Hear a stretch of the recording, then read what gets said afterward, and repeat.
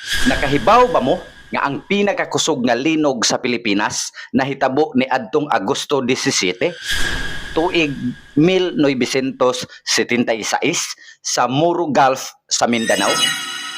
Ang maong linog adunay gikusgon nga magnitude 8.1 o gisundan kini og tsunami nga mikutlo sa kapin 8,000 ka kinabuhi.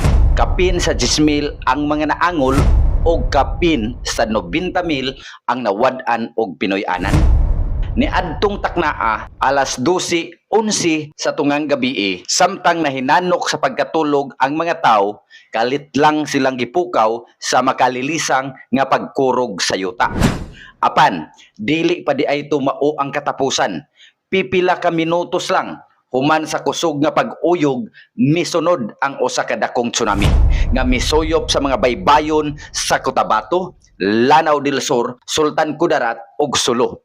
Ang mga dagkong balod nga sama sa kadagko sa bukid mibanlas sa tibuok komunidad. Miguba sa mga kabalayan ug daghang pamilya ang nahanaw. Kini nga hitabo gitawag kini og The Killer Midnight ni adtong 1976 ug hangtod karon nagpabilin nga pinakakusog ug pinakamakamatay nga linog sa kasaysayan sa Pilipinas.